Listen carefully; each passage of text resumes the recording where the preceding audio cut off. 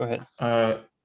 So here you were just talking about Z2. I think presumably there are generalizations of the 4D Torah code to any finite abelian group. Does the duality still hold in that case? Yeah. So there is, this duality can be generalized to essentially any, so to any abelian group with generators of even order. So whenever there's a generator of an even order, this sort of duality exists. I see. And so second question, what is the group that is generated by this duality and the the regular one? Is it some modular group? Sorry, can you repeat that? If you take this duality and then the usual one, does it generate some modular group? Oh, you mean like the usual electromagnetic duality? Right. Yeah. So this duality permutes M and psi, and the electromagnetic one permutes E and M. So that sort of implies that there's sort of an S3 action that permutes all three of these loop excitations.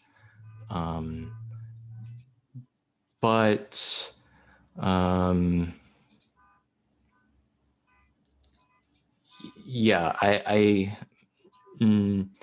so there's this notion of an S3 sort of duality, but I want to be careful to not make any statement that could be incorrect, because technically this operator U doesn't, although sort of the way it acts on the excitations is involutive, this operator U actually does not square to the identity because the SPT classification is Z4.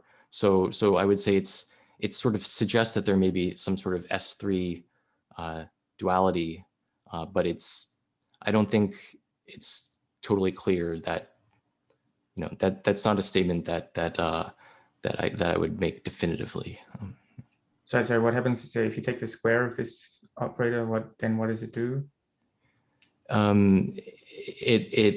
So if you take the square of this operator, you get a different unitary operator, which acts trivially on all the closed membrane operators, but is not the identity. So it's basically because this is the M equals 1. This is sort of the defect corresponding to the M equals 1 SPT. So if you square it, you get something that corresponds to the M equals 2 SPT. Do you think that's kind of inevitable and not just that you've chosen like the wrong unitary? That's a very good question. I'm not sure. I'm not sure if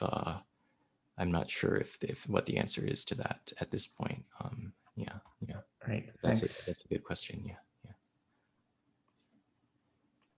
All right. Next up is Nat. I was going to follow up about this S3. So your two unitaries, one of them swaps E and M, and the other swaps M and F, but that doesn't generate the one that cyclically permutes the 3, right?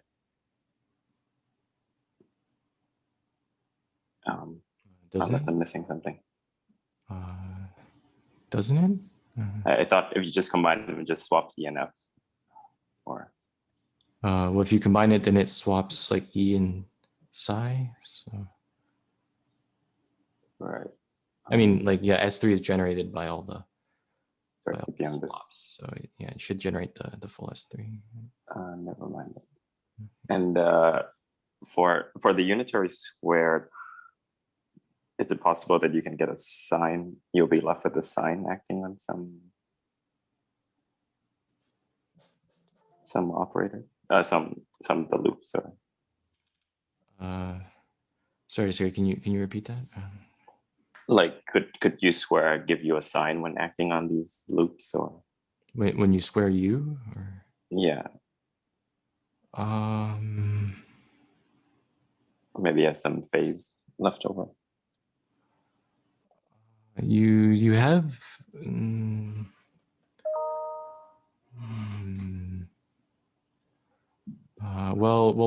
definitely the square of U is going to act identically on all closed membrane operators.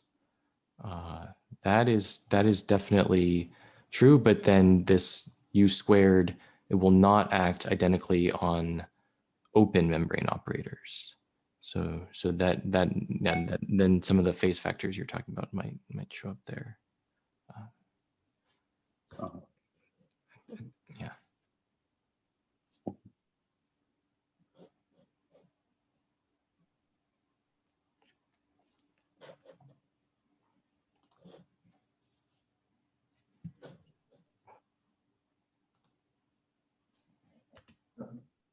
Hi, this is Shuhan. Can I ask a question?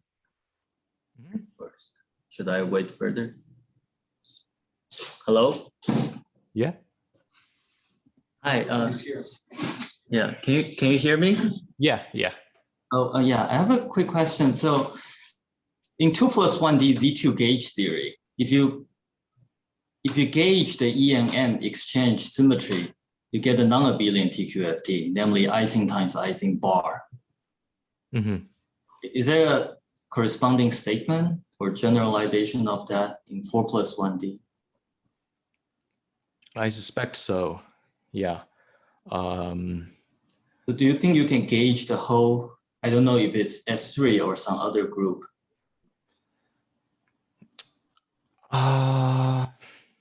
So see, I don't know if that is possible.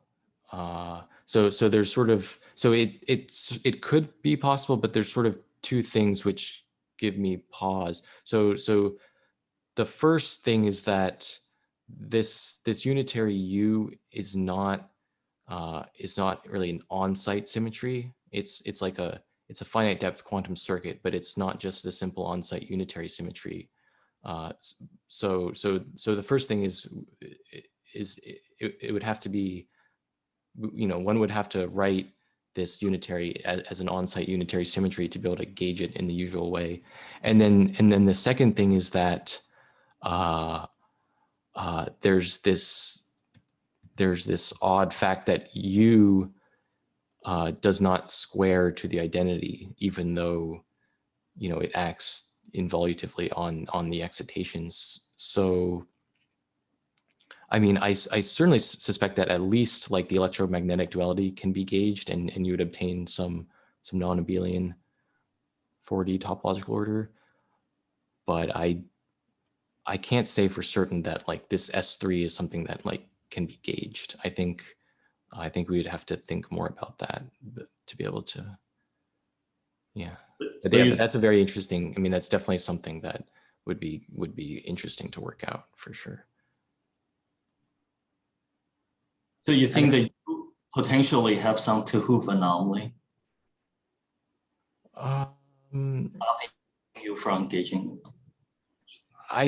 Well, not necessarily. I do think that most likely these unitaries can be written as on-site unitary symmetries. Yeah, I think most likely I don't necessarily think that they're anomalous. Yeah, but yeah. Sorry.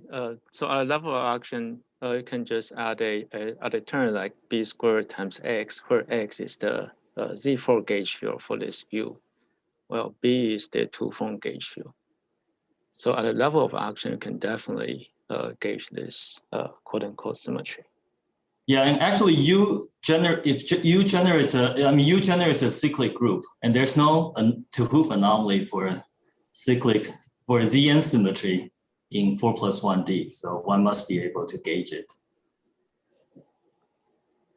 That also true for higher form symmetries? No, I assume U generates a 0-form symmetry, just like the E and M in 2+1D. Maybe I'm wrong. Yeah. Just ordinary. Yeah, but then by the group cohomology classification, I assume this is a bosonic system. Then, but by the group cohomology classification, there's no anomaly, so one must be able to gauge it. And is this true for the entire S3? That I don't know, maybe. Well, I guess it's not even clear if it's S3, right? I think there's some debate about it. I don't know. That's part of my question. Yeah. Okay, thank you. Very interesting. Okay, maybe we go to Wenjie.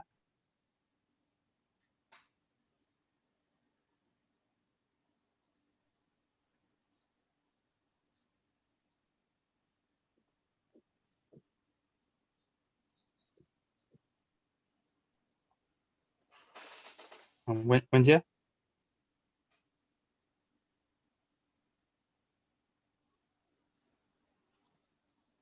Can other people hear her? Or?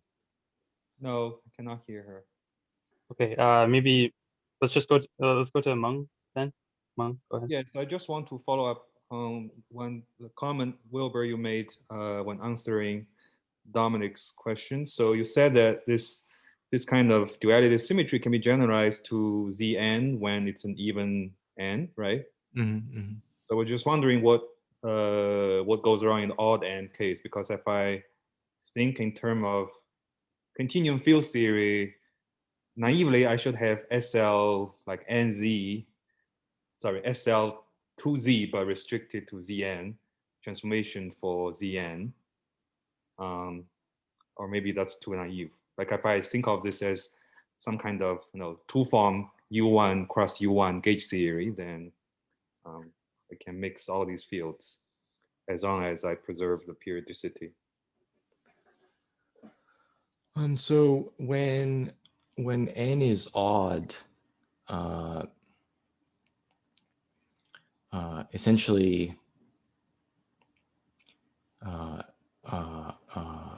the dionic loops will always have self-braiding statistics that distinguish them from like the M loop. Okay. And so that precludes this kind of duality. But when n is even, sort of the dionic loop that is, M, basically like if n, let's say we have Z2n, then basically the dion E to the n times M to the n is going to have trivial self-braiding statistics. So that only occurs for that particular dion when n is even, when it's 2n. So that's what precludes it for the odd n case. Right. But you can still insert a one form defect, right? One form symmetry defect. Right. So the key difference is that for even n, the one form SPTs have a Z2n classification, whereas in the odd n case they have a Zn classification, right. And so there's no, so we need the generating SPT in the even case to create this duality. So the SPT just doesn't exist in the odd case. So but do you know what if you insert this generating SPT in the odd case?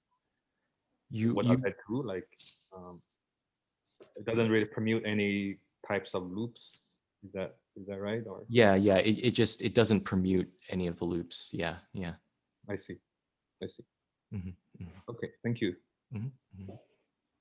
Okay, so Wenjie asked in the chat, maybe this is kind of talked about a little bit, but she was asking Wilbur how U squared acts on the ground state. Is it a projector, or can you say that it maps the M equals 1 SPT ground state to the M equals 2 SPT ground state?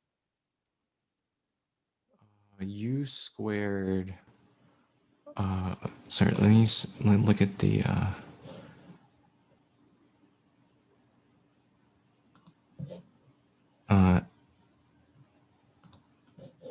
Sorry, I'm not sure I quite understand the question. So I think, she was asking, what does U squared do to the ground state? Oh, so U squared also preserves the ground state, since U preserves the ground space, so U squared must also preserve the ground state. Yeah. So I think So actually, can I just ask one thing about this U squared? The question is whether U squared has non-trivial symmetry fractalization, right? That would be the kind of whether it's really a trivial symmetry or not. If it's non-trivial, we would have symmetry fractalization. So that might be a good thing to think about.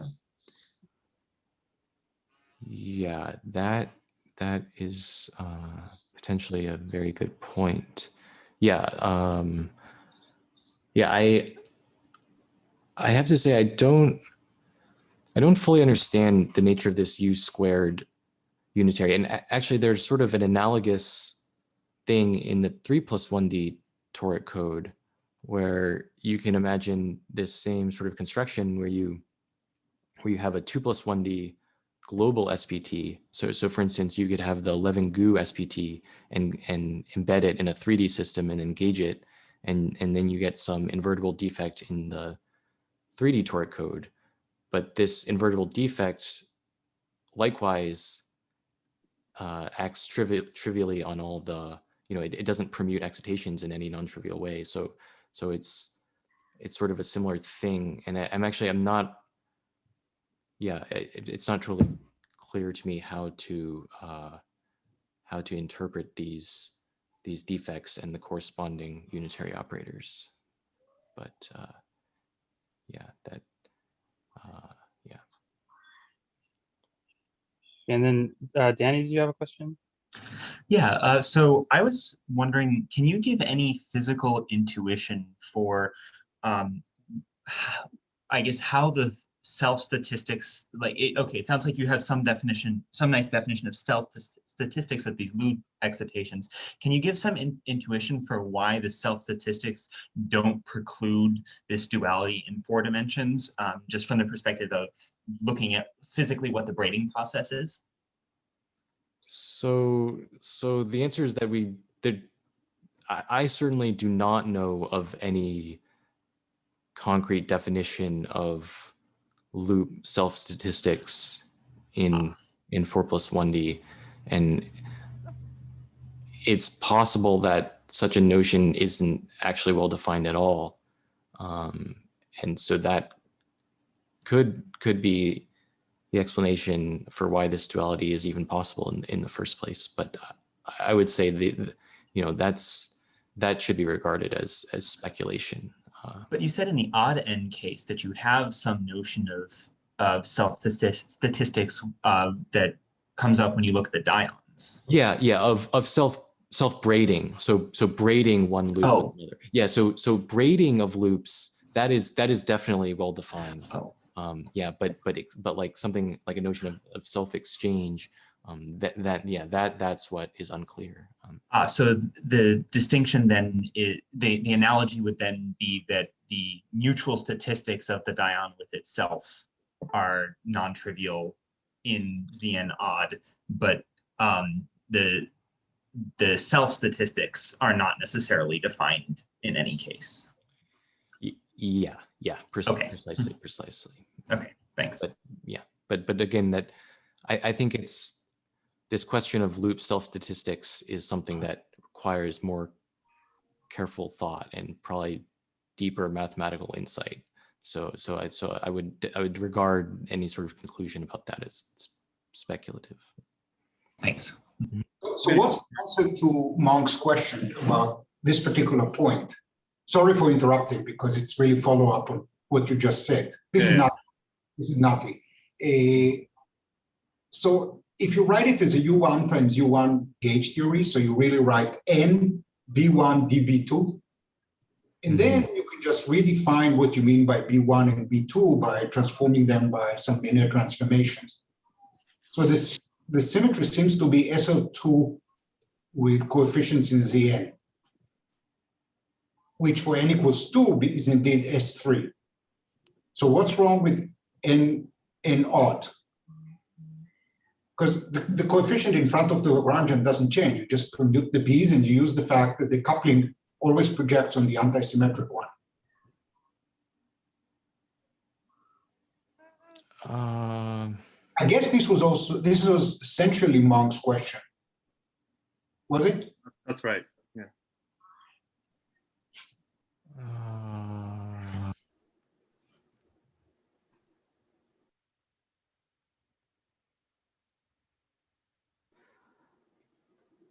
I'm sorry. So if you write the action as like B1 DB2 for two U1 times U for U1 times U1 two from gauge or B1 B2, then this operation U is just shifting B2 by B2 to B2 plus B1. And that will change the action by a total derivative. And that's why you have this U operation as a quote unquote symmetry. Yes. And that's valid for any N. That's right.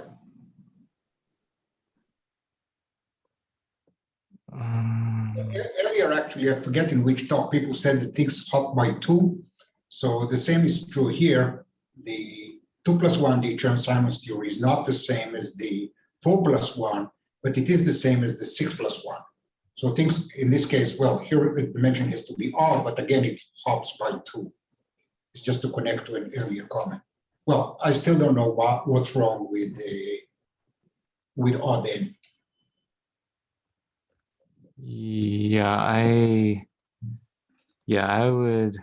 I'm not sure off the top of my head. I'd have to think more about the field theory formulation of, but I see what you're saying.